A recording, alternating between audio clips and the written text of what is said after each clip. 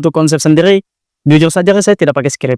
Heeh. Tidak ada skrip konten yang sampai kata-katanya tidak ada. Saya berpikir itu pertama, bagaimana ya cara buatnya? Karena saya lebih kebanyakan sendiri ya. Oke. Itu kenapa editor, sutradara itu kan memang saya sendiri yang mikirkan itu konsepnya. Di konsepnya saya bilang, asrama apa ya? Kan judulnya asramaku. Heeh. Udah saya lebih masukkan apa yang saya rasakan itu. Memang kemarin saya tanamkan diri saya tuh jangan berharap ya setidaknya kalau nggak juara ya ini jadi menginspirasi lah. Dan memang video ini di komentar itu banyak yang terinspirasi. Iya, positif semua ya. Ada orang tua mahasiswa itu yang memang mendukung saya. Orang-orang yang sukses itu yang sekarang di atas kita. Mereka juga pernah takut, pernah ragu, tapi mereka memilih untuk memulai.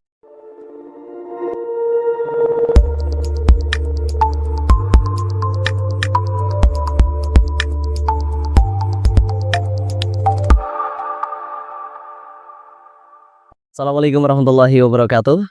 Jumpa lagi dengan saya Firmansyah dalam Nuansa Podcast. Alhamdulillah kembali kita bersyukur hadirat Allah Subhanahu wa taala di mana di kesempatan kali ini kita masih diberikan begitu banyak nikmat ya. Salawat dan salam mari senantiasa kita curahkan kepada baginda Rasul Nabi Allah Muhammad sallallahu alaihi wasallam.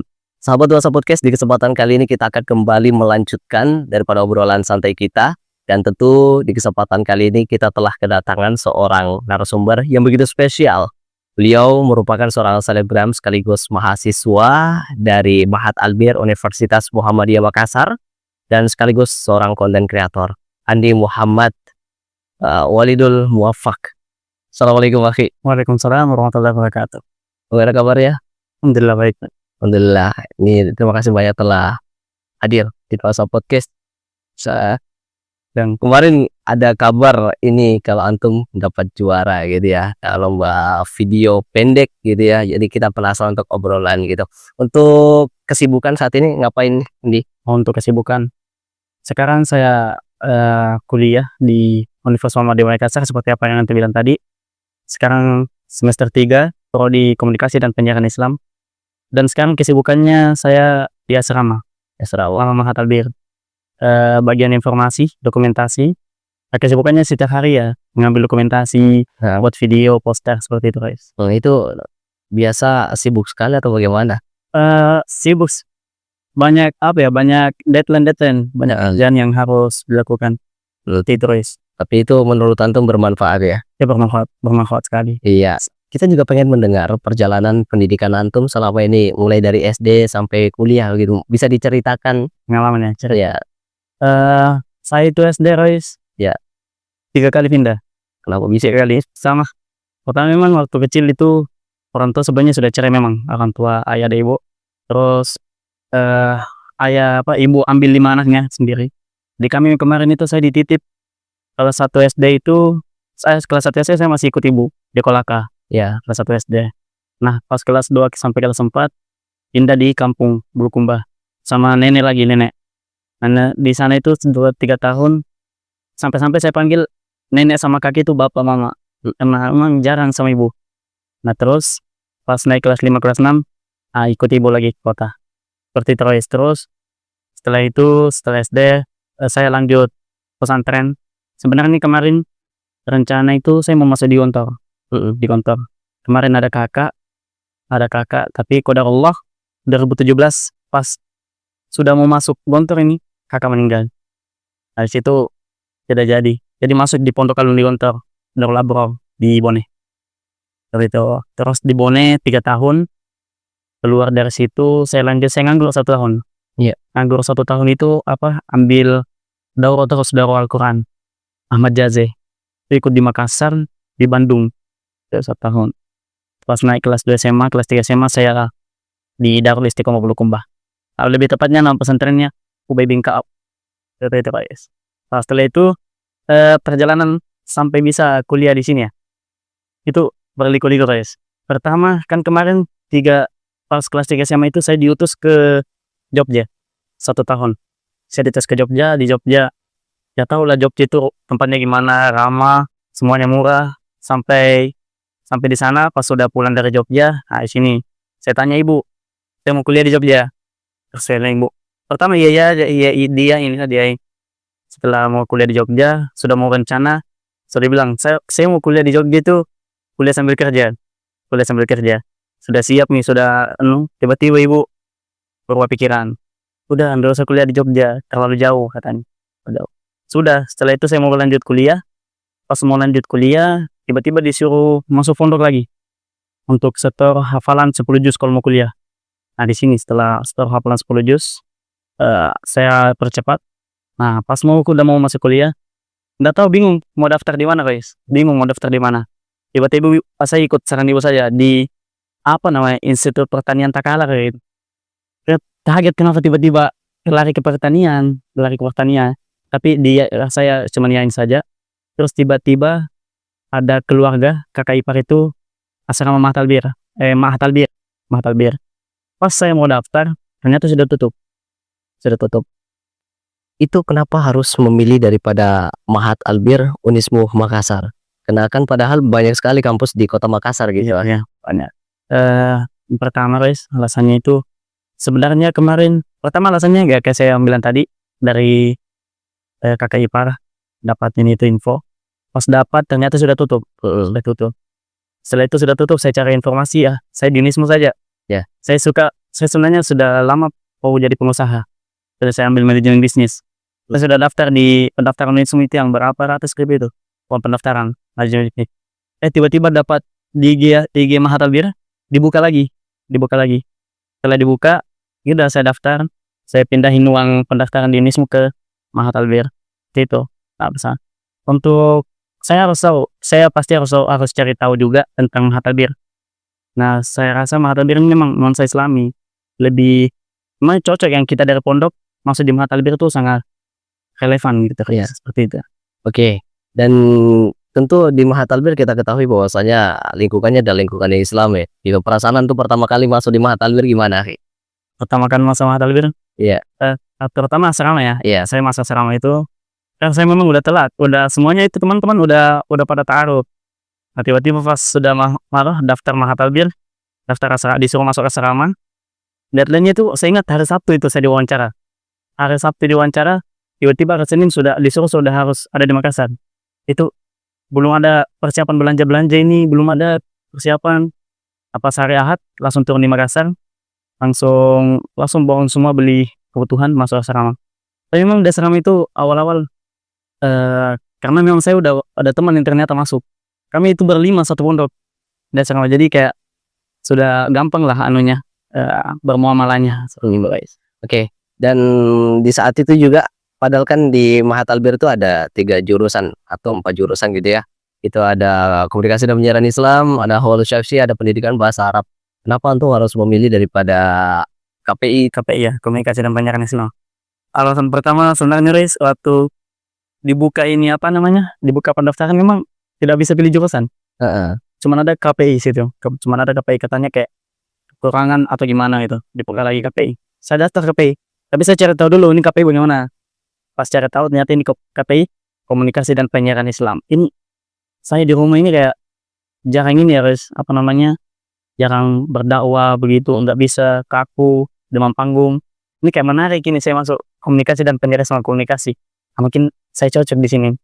Udah tahu ini komunikasi, nanti kerjanya di mana, cari tahu lingkup kerjanya. Saya nyaman di sini. Ini diri saya cocok di sini gitu, guys. Dan akhirnya antum temukan jati diri antum situ. Temukan. Pas lebih di ini sih, Royce, lebih pas di asrama itu jati diri saya itu kayak memang sudah mulai terbangun. Iya. Saya dapat di asrama. Begitu. Iya, di asrama. Dan itu kenapa bisa ditemukan di asrama gitu loh? Di asrama apakah karena pergaulan atau memang kayak ada paksaan diri begitu, harus bisa begini? Iya, pertama pergaulan pasti di asrama itu pergaulan kita memang Islam ya, guys. Jadi kita kalau merasa kayak begini aja, begini terus, padahal teman kita ada yang jadi kori, ada yang disuruh jadi MC. Kita mau jadi apa nih, seperti itu. Iya. Nah, saya juga kebetulan kemarin sering kita selalu dikasih wawasan itu baca buku. Apalagi setelah DAD kemarin itu, itu memang saya niat baca bukunya tinggi. Jadi saya selalu kalau ada diskon baca buku itu, saya langsung diskon beli buku, saya langsung borong sekitar 5-4 buku. Saya rajin baca buku itu, guys.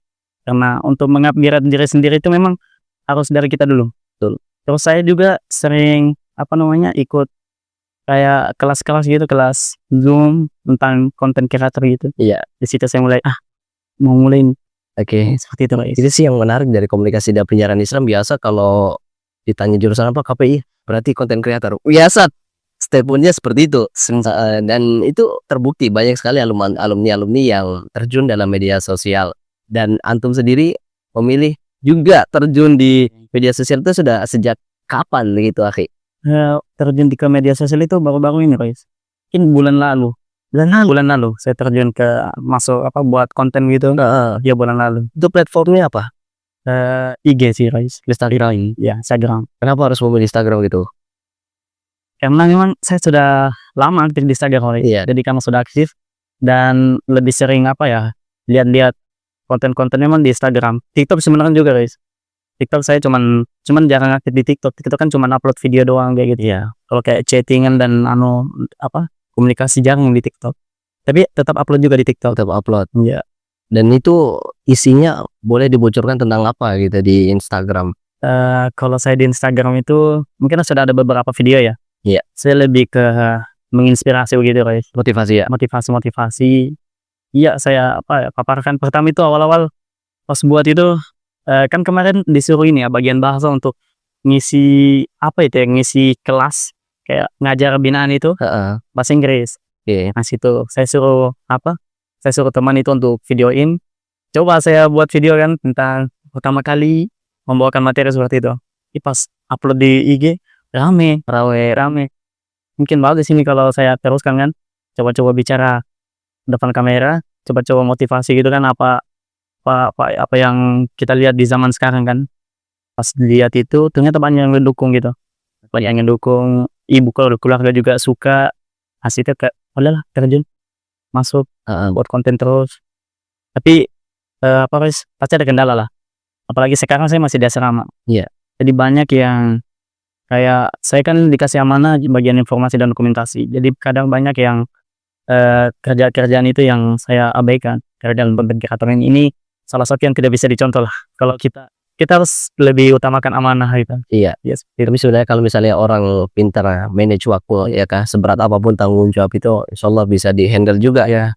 Cuman kadang memang harus ada salah satunya yang dipertaruhkan. Nah, seperti itu. Itu apalagi kalau konten kreator kan dituntut harus konsisten. Artinya ini teman-teman semua yang pada subscribe, pada follow gitu kan. Kan enak juga. Kita jarang-jarang upload gitu kan. Artinya kita memberikan harapan kepada mereka. Dia tunggu itu ada. Tapi kalau nilai dakwahnya juga ada. Ada guys. Apalagi yang kemarin itu yang yang viral itu ST itu kayak gitu. Nah itu saya juga speak up karena itu menurut saya penting ya. Banyak yang apalagi di Makassar masih kurang, atau dari teman-teman kurang yang mau speak up bicara depan media. Saya suka itu yang menginspirasi gitu. Ya itu yang tiba-tiba Allah memutarbalikkan keadaan itu, masya Allah sekali. Saya sampaikan apa yang ada di isi hati saya gitu. Dan selain daripada itu yang biasa antum membuat terbebani dalam membuat konten itu seperti apa? Biasa kan kalau ada materi-materi ini sulit untuk disampaikan gitu. Iya. Kalau kayak masalah yang saya dapat itu ya. Iya. Lebih pertama tuh ke manage waktunya. Manage waktu. Apalagi lagi kuliah, terus ada yang dikasih amanah, terus mau juga buat konten. Nah itu yang saya terus buat konten juga ini nggak langsung guys, nggak langsung bicara langsung jadi ya, anda langsung jadi hafal juga sih, hafal apa yang mau kita sampaikan.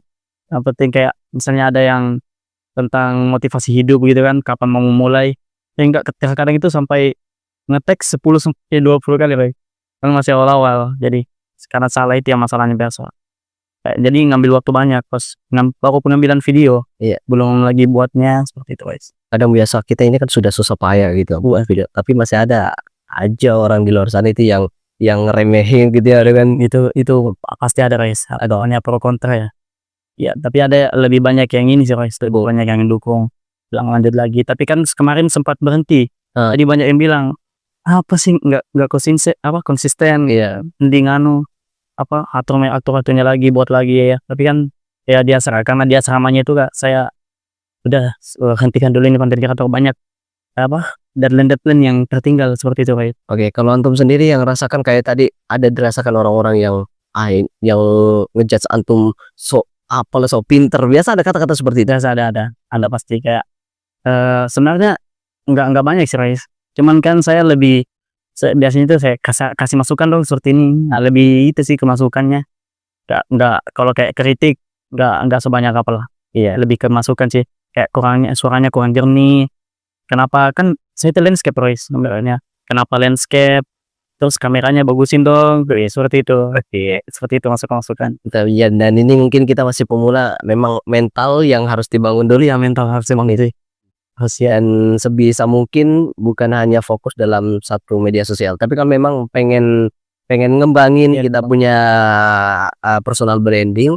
Ya itu tidak masalah, Instagram itu cocok sekali buat antum sendiri. Dan selain daripada itu, kemarin kita dengar juga antum udah mulai masuk nih ke dunia YouTube.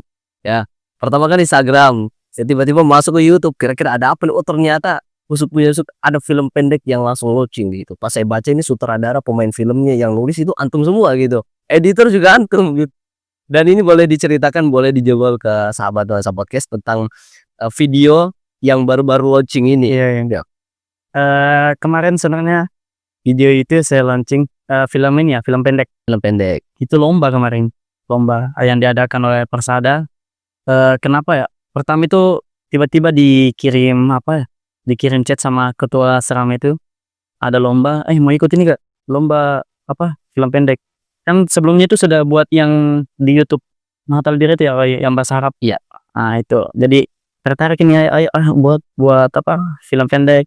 Dari situ awal buatnya. Oke, dan itu filmnya artinya antum buat itu memang dalam rangka lomba memang, atau memang ini konsep sudah ada sebelumnya? Pertama memang karena lomba sih ya, kalau mau buat film kayak gitu pertama dari lomba. Tapi untuk konsep sendiri jujur saja saya tidak pakai skrip. Tidak ada skrip konten yang sampai kata-katanya tidak ada. Saya berpikir itu pertama bagaimana ya cara buatnya, karena saya lebih kebanyakan sendiri ya.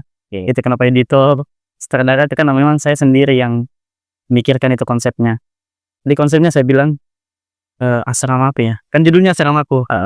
Udah saya lebih masukan apa yang saya rasakan guys. Dan sebenarnya itu konsepnya kan di awal itu kayak si namanya kan Ja'far ini kan yang pemerannya. Ja'far ini merenung kan, sebenarnya itu aslinya saya membuat ada ibu, ada karakter ibu, tapi kan nggak ada yang bisa ya, yang ngisi karakter ibu nggak ada. Jadi saya bilang saya tulis itu setelah ibu meninggal seperti itu. Jadi konsepnya dari saya sendiri, kayak lebih ke kisah nyata ya. Apa yang saya rasakan di asrama saya isikan di situ. Iya. Kan. Dan itu menariknya lagi, antum mampu walaupun tanpa skrip itu bisa serapi itu. Mana pernah ada skripnya itu? Iya guys, itu memang salah satu tantangan juga. Iya. Bagaimana deadline-nya kemarin tuh dari 16 Desember sampai 5 Januari, tapi saya itu mulai ngambil videonya itu 30 Desember. 30 Desember. Jadi ada waktu 5 hari ya. 5 hari pembuatan videonya itu. Nah, itu kan waktu yang sangat singkat begitu. Iya, dan itu perannya itu dimainkan oleh anak asrama sendiri atau gimana? Lebih ke anak asrama sendiri guys. Oleh asrama. Apalagi yang ini kan, yang pemeran utamanya itu kan Ja'far. Dia itu sekretaris asrama dan memang kami satu kamar. Jadi saya ajaklah itu pas mau saya tanya, kan dia biasa juga tampil di film-film yang pendek di YouTube Mahatal Dir. Dia bilang, Ja'far, jadi ini dong, jadi apa namanya, jadi pemeran di filmku. Seperti itu guys. Jadi boleh ceritakan ini supaya lebih jelas lagi gimana maksud ceritanya ini loh. Ya alur cerita. Tadi kan judulnya asrama. Ya, asrama. Oke, boleh diceritakan alur ceritanya. Ya sinopsisnya lah. Iya. Sebelumnya guys, sebelum ke sinopsis ya, ada yang saya mau ceritakan itu. Jadi pas sudah diberitahu dari Roy Sakan itu kata serangan, saya fokus ini saja dulu guys, nonton film pendek gitu terus. Nonton film pendek, cara editingnya, color gradingnya, begitu saja terus sampai mulai take video. Kami itu salah satu cara saya untuk bisa, kenapa dalam 5 hari bisa selesai ya, perbanyak nonton film pendek.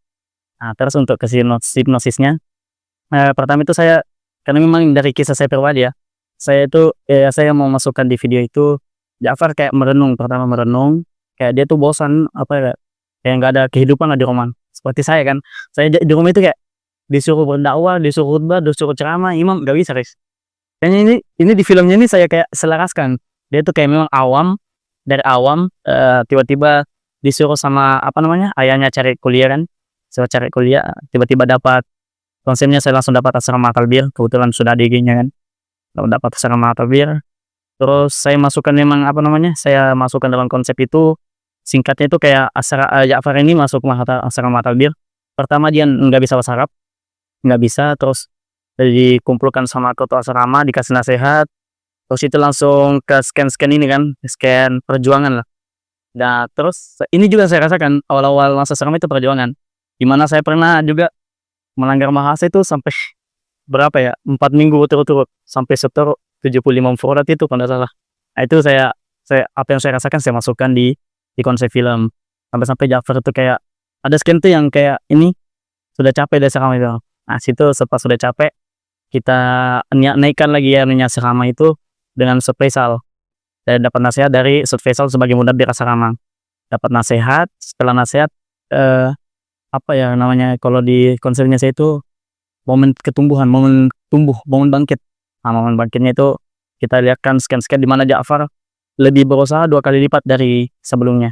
Lebih seperti ya seperti apa yang saya rasakan di asrama, 2 kali lipat sebelumnya, sampai di mana tiba langsung ada kata-katanya itu narasi sampai masanya tiba.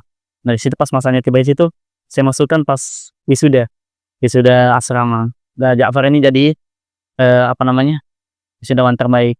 Walaupun kalau saya memang bukan wisudawan terbaik kemarin, tapi Ja'far ini wisudawan terbaik memang kemarin pas Ja'far ke sana. Jadi kayak scan nyata gitu, seperti itu.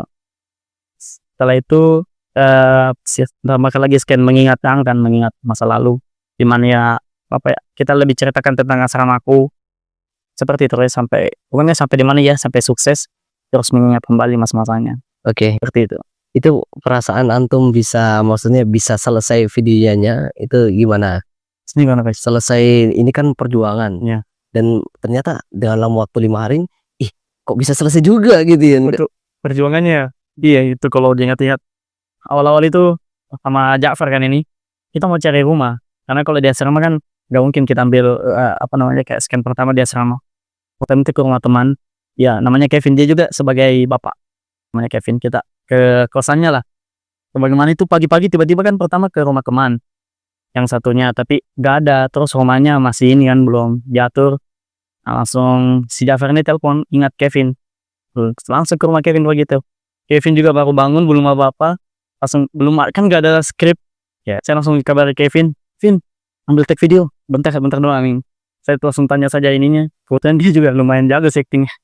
Seperti itu guys awal-awal, sampai tantangannya juga itu manage waktu, dimana terkadang apa ya rasa bosan atau malas, entah itu kadang saya sendiri atau Ja'far ngemal sambil ini 5 hari, sampai apalagi juga kemarin hujan terus kan guys. Iya betul. Ini pas hujan ini susah ya, dimana kita kan cuacanya itu kalau misalnya ambil langit atau harus sesuai juga kemarin jadi tantangan seperti itu guys.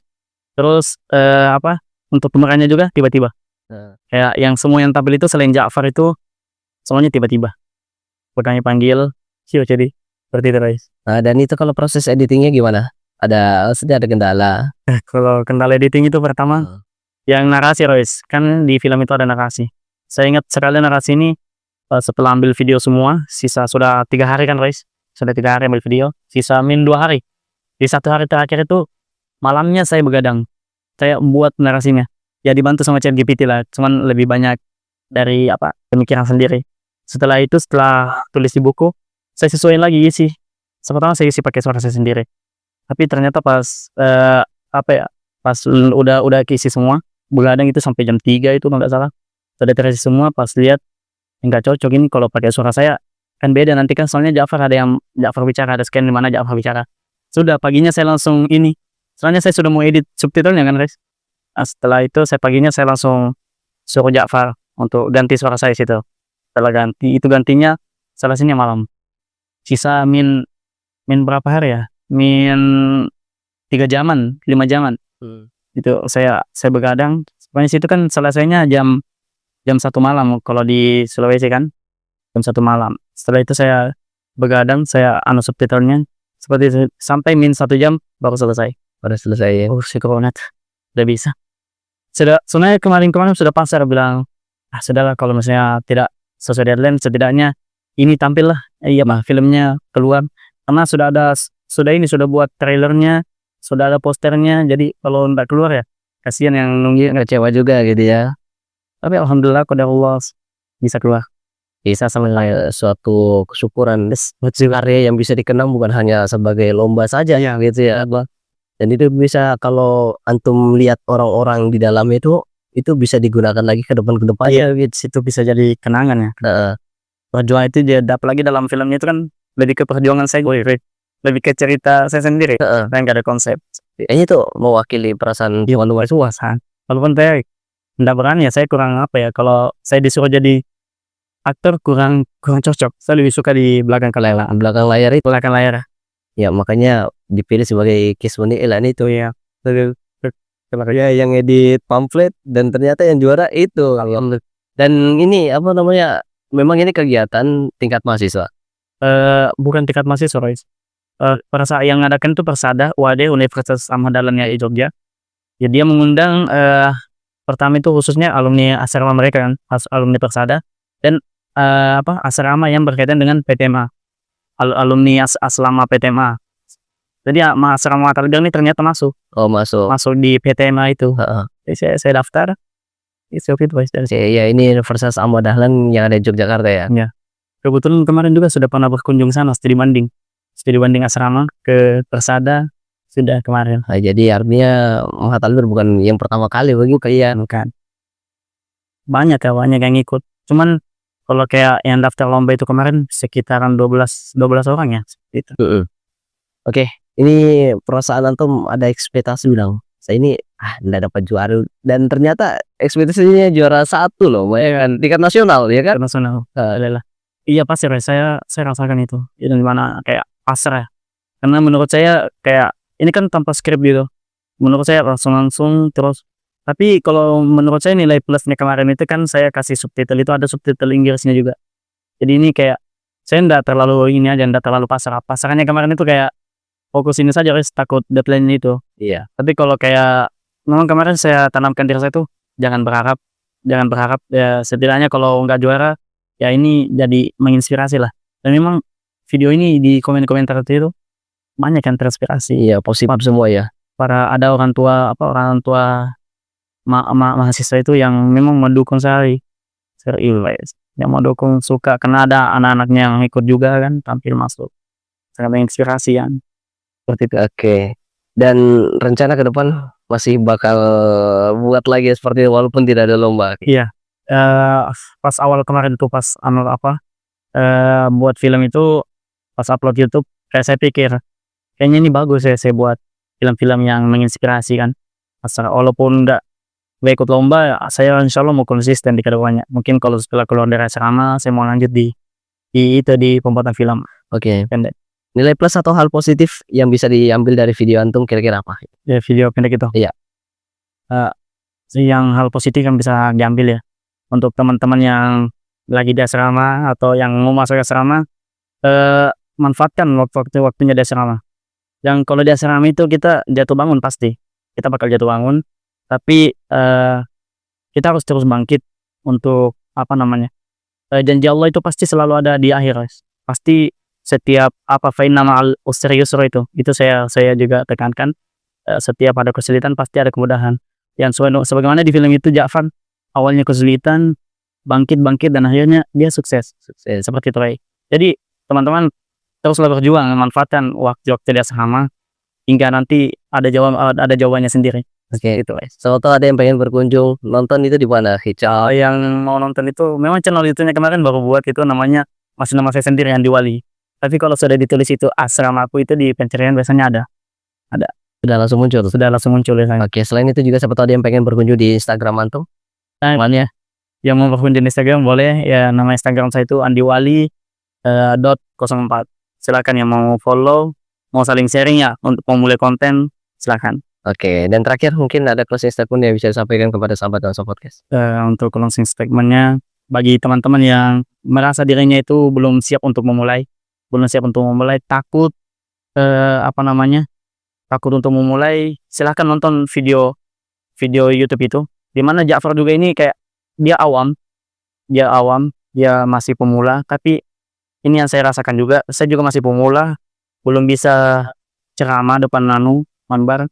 Tapi ketika saya masuk asrama, dan memang asrama ini jadi tempat di mana saya berubah, seperti itu guys. Jadi teman-teman yang takut untuk mulai, jangan takut, mulailah saja. Apa namanya, orang-orang yang sukses itu, yang sekarang di atas kita, mereka juga pernah takut, pernah ragu, tapi mereka memilih untuk memulai. Seperti itu. Jadi mulai saja. Untuk masalah saya di depan itu nanti antum sendiri yang sih seperti itu ya. Seperti memulai. Yang penting memulai dulu. Luar biasa. Inilah obrolan di kesempatan kali ini sama podcast tentang bagaimana ya perjuangan dari Al-Akh Andi Wali, ya sebutannya nama panggungnya Andi Wali. Iya, Dewan.